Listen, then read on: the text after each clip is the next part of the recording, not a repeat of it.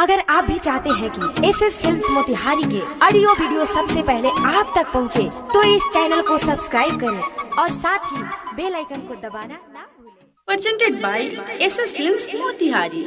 Music by Saurabh Ismail.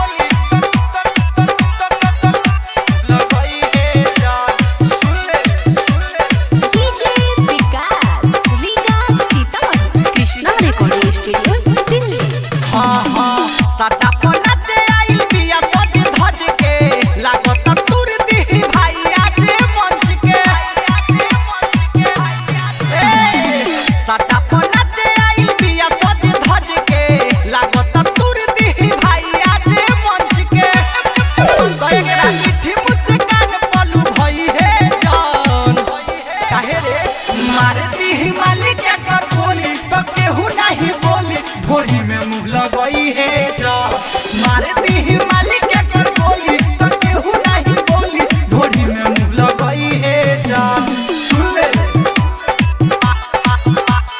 मारती ही मालिक के कर बोली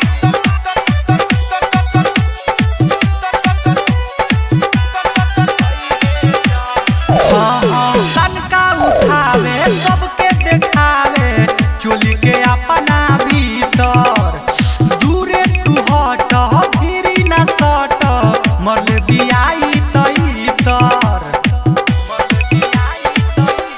भाई हो तनका उठावे सबके देखावे चोली के अपना भीतर दूरे तू हट भीरी न सट मरले बियाई तर तती ने मुहवा तू मोड़ पर भूलई ह जान काहे रे मारती ही मालिक के कर बोली तो केहू नहीं बोली। भोरी में मुँह लगई है जा मारती ही मालिक के कर बोली तो केहू नहीं बोली। भोरी में मुँह लगई है जा सुन ले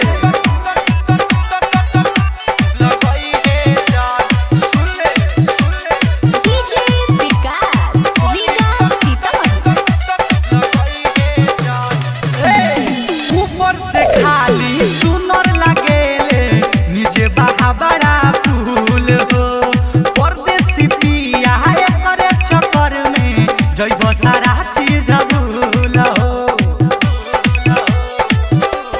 हाँ हाँ ऊपर से खाली सुनर लगेले नीचे बहा बड़ा फूल हो कश्यप जी सुनर करे चक्कर में जइब सारा चीज भूल हो। मजा लेवे खातिर जोगेशनी हुरई हो जान मारती ही मालिक के कर बोली तो केहू नहीं बोली। विकास मुँह लगई ह जान मारती ही मालिक